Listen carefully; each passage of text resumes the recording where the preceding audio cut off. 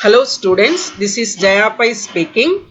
In this class we are discussing about some boiler troubles, especially priming and foaming and also boiler corrosion. In our last class we were discussing about boiler feed water and also some of the problems faced by the boiler. Under that we listed the problems such as scale and sludge formation, priming and foaming and boiler corrosion.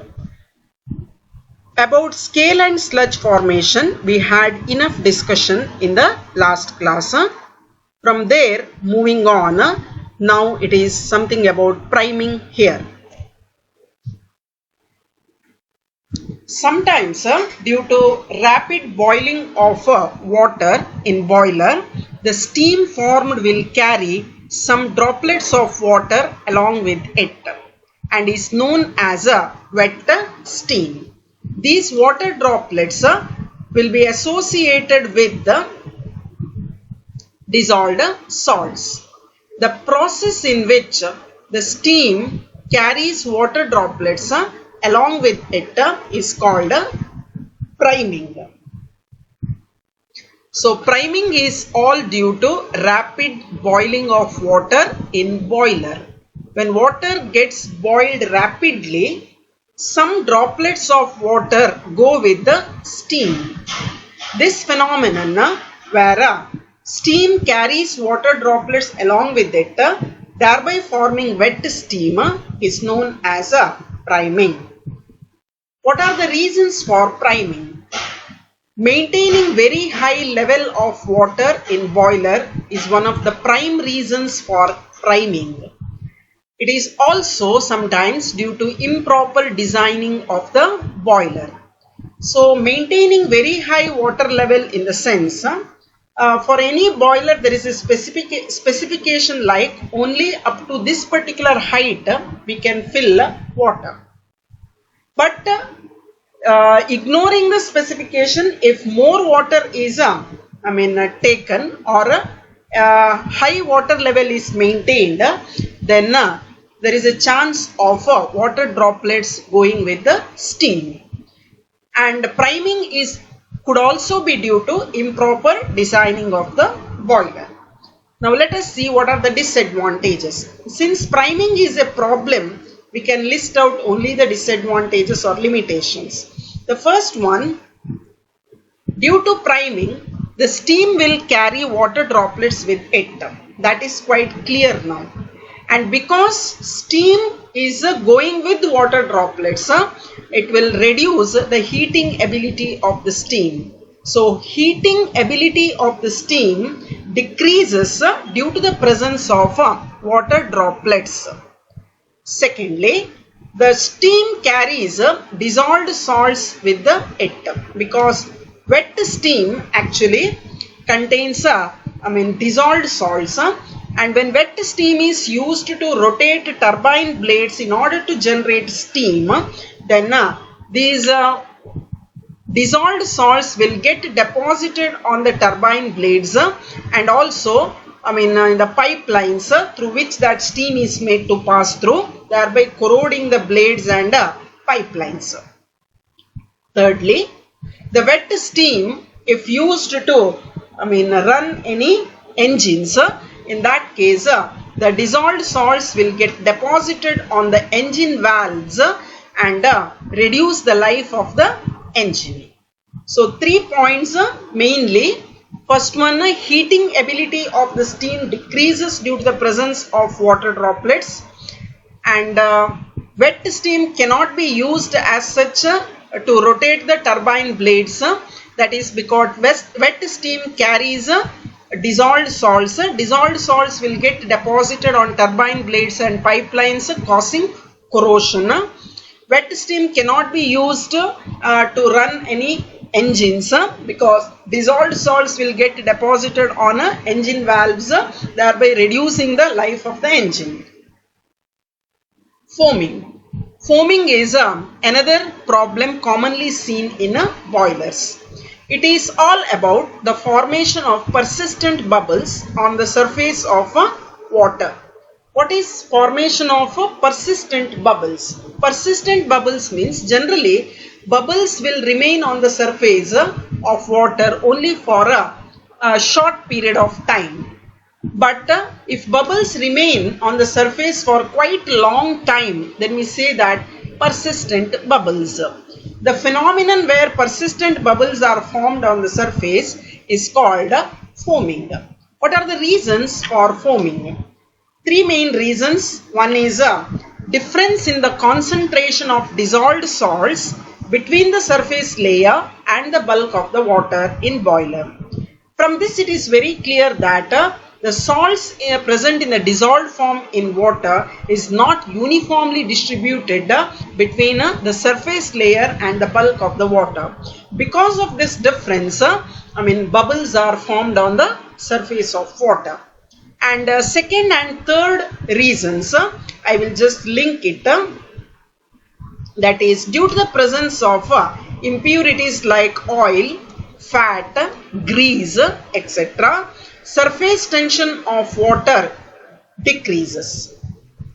These impurities will reduce the surface tension of water, leading to the formation of boilers, leading to the formation of bubbles.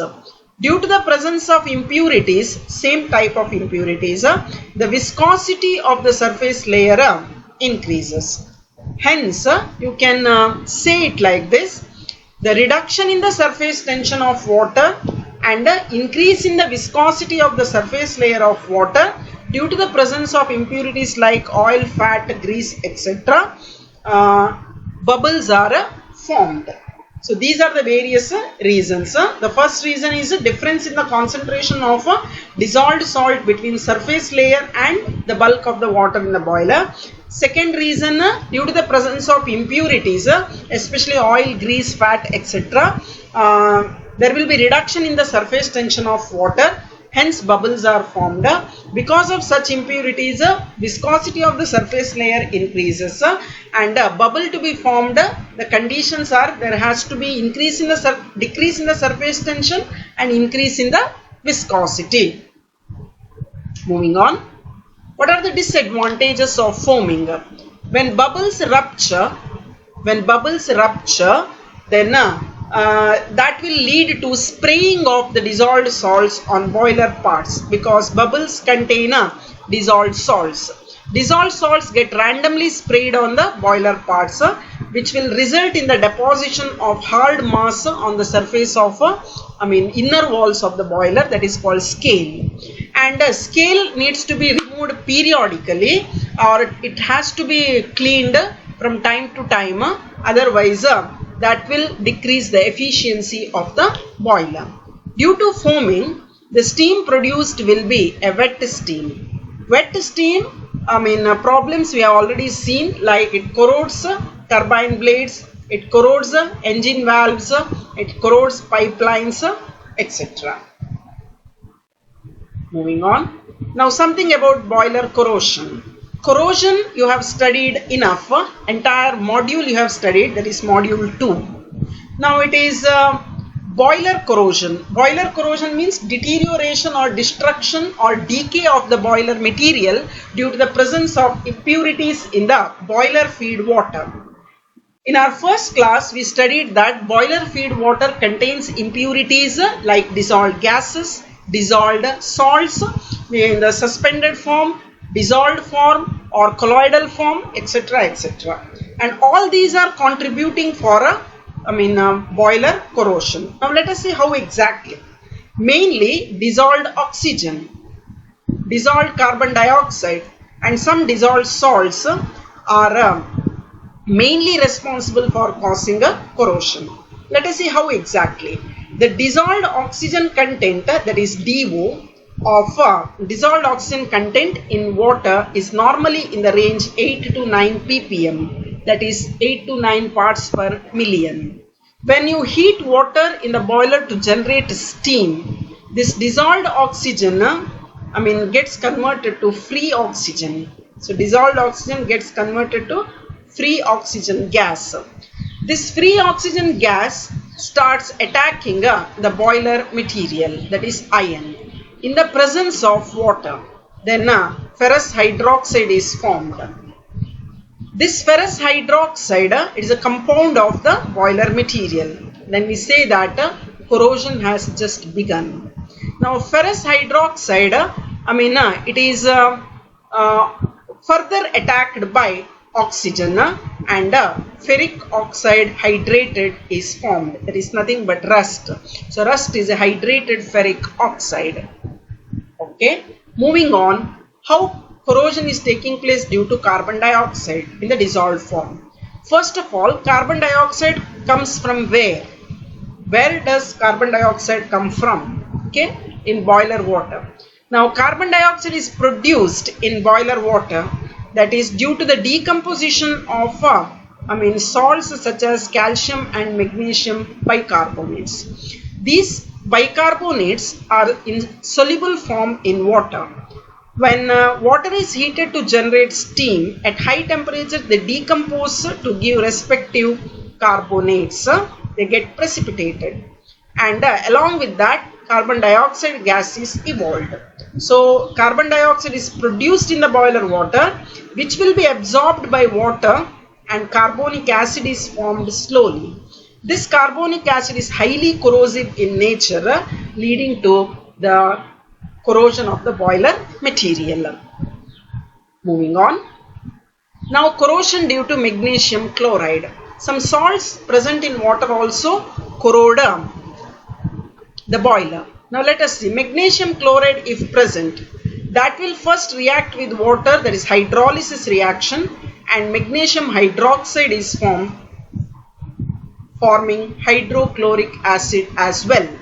So this hydrochloric acid, the formation will lead to series of reactions until rust is formed. Now hydrochloric acid will attack the boiler material and ferrous chloride is formed with the liberation of hydrogen gas.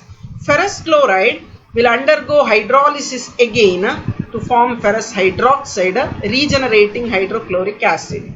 Ferrous hydroxide is attacked by oxygen and ferric oxide hydrated is formed, that is rust.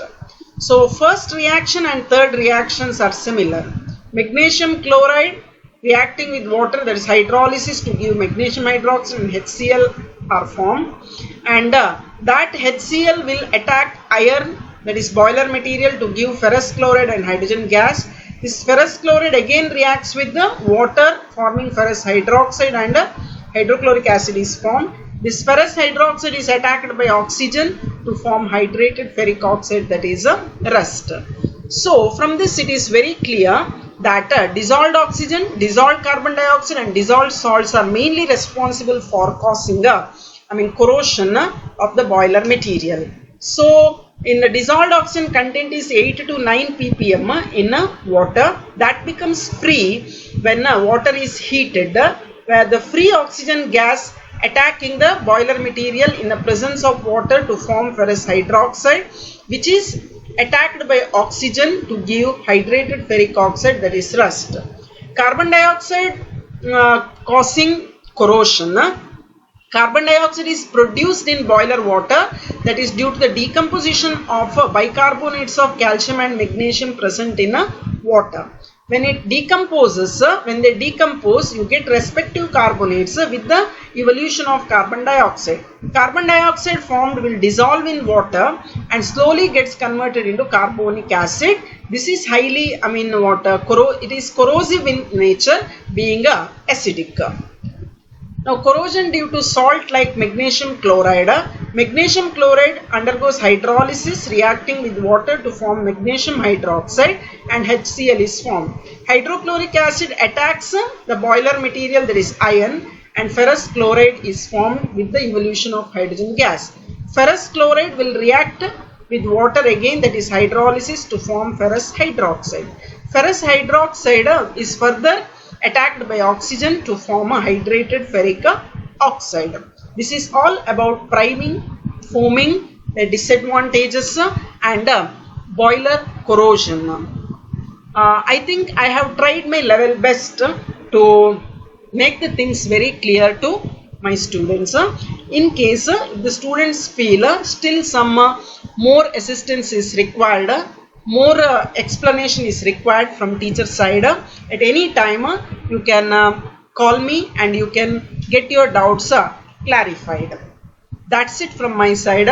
Thank you.